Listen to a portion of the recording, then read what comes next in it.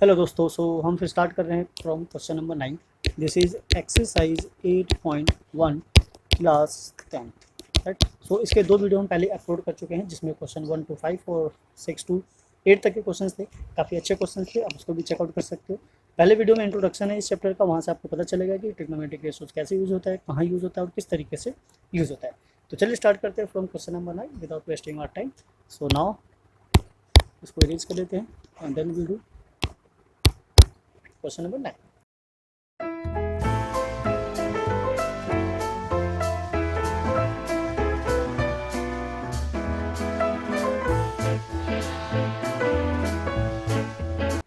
तो question 9 is in triangle A B C, जैसे कि हमेशा होता है, right angle at B, B पे राइट एंगल है, टाइम ए गिवन है हमारे पास, find the value of this this this. तो ये कुछ नया नहीं है, ट्रायंगल गिवन वाला हमारा काम पहले भी होता था, यहाँ भी है, बस जो फाइंड करने का वे है वो थोड़ा सा डिफरेंट है। तो हमारे पास ये है triangle, this is right angle triangle, 90 degree किस पे है, बी पर है। This is angle A and this is C. Right. तो वैल्यू जो गिवन है हमारे पास क्या है, टेन की है। तो टेन हमारा क्या होता है, this is question number 9। Tan A equals to 1/√3, और जो टेन की वैल्यू होती है, tan A is what, perpendicular by base. ठीक है। तो इसके अकॉर्डिंग जो हमारी परपेंडिकुलर है बी सी, लेट कर लेते हैं हमेशा की तरह। बी सी इज वॉट 1, यानी कि हम इसको ले लेते हैं के, और बेस है हमारा ए बी क्या है, √3। सो this is what √3 K. Now we need to find this what hypotenuse. तो हाइपोटेनस की वैल्यू हमें फाइंड आउट करनी है। जैसे हाइपोटेनस आएगा हमारा काम हो जाएगा। तो यहाँ पे ऐसे करते हैं, लिख देते हैं दिस इज वॉट के एंड दिस इज √3 के, सो डेट हमारे पास इजी हो जाए वैल्यू को फाइंड आउट करना। लगाएंगे Pythagoras theorem, this is what A C square equals to A B square plus B C square. तो ए सी तो हमें पता नहीं है, जिसको हमें फाइंड आउट करना है, और ए बी हमें पता है, this is what √3 K square plus K square. Then we simplify this is what 3 K square plus K square. Now this is 4 K square. अब ए सी का जो स्क्वायर हम शिफ्ट करेंगे right hand side, this will become 4 times of K square, और 4 क्या है, perfect square. So this is what 2 and K. तो value of A C is 2 K. ठीक है, यहाँ से हमारी ए सी की वैल्यू आ गई के। अब इसके यहाँ पे जिस जिसकी रिक्वायरमेंट है उसको फाइंड आउट कर लेंगे। तो पहले एक बार देख लेते हैं हमें क्या क्या चाहिए। कुछ इस तरीके से चाहिए। सो इसको हम पहले यहाँ लिख लेते हैं, दिस इज व्हाट 2 एंड के। नाउ व्हाट दिस इज, दो पॉइंट है, पॉइंट वन में हमें क्या चाहिए। पहले हम सारी चीज़ ऐसे करते हैं, फाइंड आउट कर लेते हैं, फिर उसके बाद इस पर आएंगे। साइन ए साइन सी कोस ए कोस सी, हमें इस चीज़ की रिक्वायरमेंट है। सो पहले हम फाइंड आउट कर लेते हैं, दिस इज व्हाट साइन ए अगर एंगल हमारा यहाँ पे है, सो this is what perpendicular is के, और हाइपोटेनस इज 2 के। सो जो यहाँ से वैल्यू आ जाती है हमारी, क्या आ जाती है 1/2। नाउ फाइंड आउट कर लेते हैं कोस ए। सो cos A is what √3 means √3 के बाय 2 के। so this will become √3/2। now then sin c, अब sin c पे आ जाते हैं। so sin c एंगल अगर हमारा ये है तो परपेंडिकुलर हमारा चेंज हो जाएगा। so this is what perpendicular क्या हो जाएगा, √3 है ना। so √3 के और हाइपोटेनस तो सेम ही रहेगा, उसके साथ कोई चेंजेस नहीं हो सकता। so this is what √3/2। now then we find cos c, और cos c क्या है हमारा, अब बेस ये हो गया 1। so this is k/2 k and this will become 1/2। Right. तो हमारे पास ये रिक्वायर्ड वैल्यूज आ गई। अब फाइंड आउट करना है हमें, this is what sine A cos C and cos A sine C, इन दोनों क्या है, प्लस है, और नीचे वाला भी सेम वैसा ही है, उल्टा है, माउस साइन के साथ भी है। So cos sign A cos C, तो here we need to find sine A cos C plus sign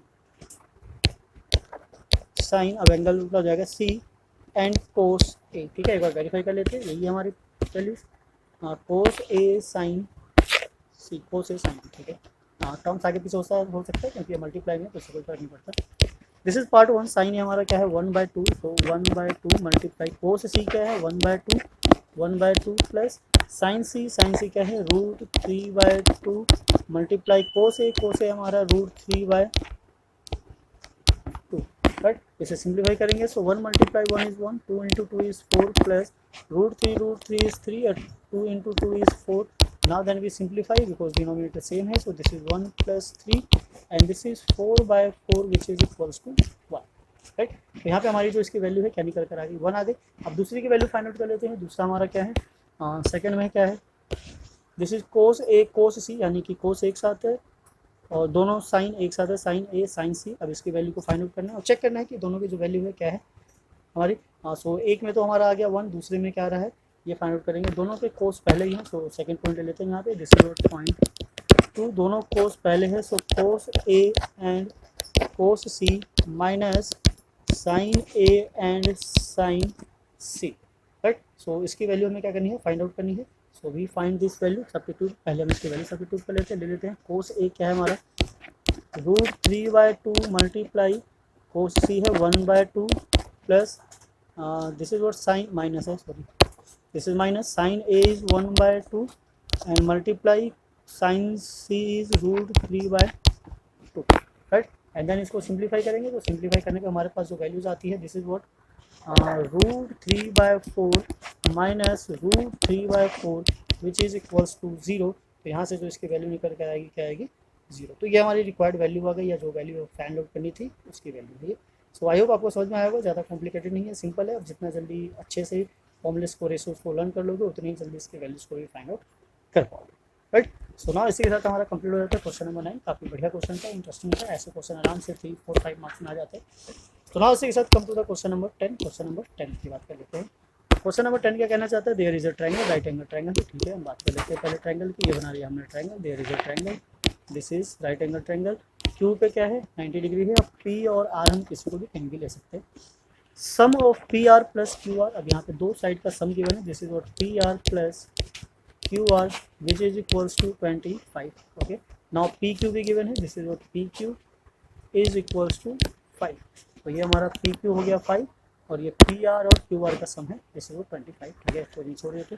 determine the value of sine P, cos P, tan P. तो हमें जो वैल्यूज फाइंड आउट करनी है this is what sine P, cos P and tan P.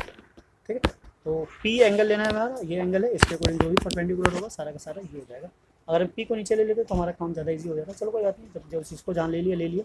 अभी को हमें triangle का rotation पता है तो हम इसको कुछ भी कर सकते हैं। अब यहाँ से क्या करना है, हमें इसकी एक की वैल्यू फाइंड आउट करनी है। यहाँ से सिंप्लीफाई कर लेते हैं, तो ऐसे करते हैं, हम पी आर की ले लेते हैं। P R is equals to 25 minus Q R. ठीक है, अब सारी वैल्यूज आ गई। चलिए लगाते हैं पाइथागोरस थ्योरम। तो उसके अकॉर्डिंग हमारे पास क्या होना चाहिए, P R square equals to Q P square plus Q R square, according to Pythagoras theorem. यहाँ पे चाहो तो लिख सकते हो बाय पाइथागोरस थ्योरम, राइट। ये आ गया बाय पाइथागोरस थ्योरम। हाँ, पी आर हमें पता है, पी आर हमें नहीं पता। ठीक है, पी आर को पी आर ही रहने देंगे। अच्छा, ये वैल्यू है, हम इसको सब्स्टिट्यूट कर सकते हैं। अभी हमने यहाँ पे किया था ये। So this is what 25 minus Q R square equals to P Q के वैल्यू गिवन है 5 स्क्वायर और प्लस क्यू आर हमें नहीं पता, तो ये सेम एज इट इज रहने देंगे। अब यहाँ पे क्या है, ए माइनस बी की आइडेंटिटी लगेगी, तो इसको ओपन कर लेते हैं। This is what A square मतलब 25 square plus Q R square और minus 2 times of A B. तो 2 times of A B 2 into 25 is 50 and Q R equals to 5 का square 25 plus Q R square. अब Q R square दोनों plus में है, तो इसको हम यहाँ से क्या कर देते, कट कर देते। 25 का स्क्वायर क्या होता है 625, इस 25 को इधर शिफ्ट कर लेंगे, this is minus 25, Q R को इधर शिफ्ट कर देते हैं, दिस इज 50 क्यू आर। ना इसको माइनस करेंगे तो यह आ गया हमारा 600 divided by 50 and equals to Q R. अब 0 से 0 कैंसिल आउट और 5 के टेबल में 60 जाते हैं कितने 12 टाइम्स में। सो क्यू आर की वैल्यू कितनी निकल कर आ गई 12 आ गई। अब क्यू आर की वैल्यू 12 आ गई, तो यहाँ पे हमने जो लेट किया था this is what P R is equals to 25 minus Q R, जो कि 12 है हमारा। सो पी आर की वैल्यू कितनी आ जाती है 13 आ जाती है। तो सारी वैल्यूज हमारे पास आ गई, हम यहाँ पे एक बार लिख देते हैं। Q R is 12, this is what 12 and this is 13, so this is a triangle, right. अब क्या करना है, इसके अकॉर्डिंग हमें फाइंड आउट करनी है इसकी वैल्यूज। तो इसकी वैल्यू फाइंड आउट करने के लिए हमारे पास जो एंगल पी है उसके अकॉर्डिंग क्या हो गया, ये 12 परपेंडिकुलर हो गया, ये बेस हो गया और ये हाइपोटेनस हो गया। तो हम एक बार लिख लेते हैं यहाँ पे, यहीं पे इजी रहेगा। This is perpendicular is what 12, base is 5 and hypotenuse is 13। तो ना इसके अकॉर्डिंग हम फाइंड आउट कर लेंगे साइन पी। तो साइन पी क्या हो जाता है perpendicular by H, this is equals to 12 by 13। Now then cos P, अब कोस पी क्या हो जाता है बी बाय एच। तो B by H means 5 by 13। अब इसमें के वाला कोई सीन नहीं है। Now this is what 10 P, और 10 पी क्या हो जाता है P by b which is 12 by 5, so this is the required answer, right? So this will be the required answer of the question जो हमें फाइंड आउट करना था। Okay, I hope आपको समझ में आया होगा, सिंपल है, ज़्यादा टफ नहीं है। सो यहाँ तक हमारा क्वेश्चन नंबर 10 हो जाता है। Now we come to the next है हमारा क्वेश्चन नंबर 11। तो क्वेश्चन नंबर 11 क्या कहना चाहता है, state whether the following are true और false with justify your answer. तो ये ट्रू फॉल्स वाला है, मतलब स्टेटमेंट को रीड करना है, उसके अकॉर्डिंग आंसर करना है, तो यही हो जाएगा, इसमें कोई कैलकुलेशन वाली चीज़ है नहीं। सो बेसिकली क्या कहना चाहता है, find the value of 10 is always less than 1। अब ये कह रहा है कि 10 की जो वैल्यू होती है ऑलवेज क्या होती है, लेस देन 1।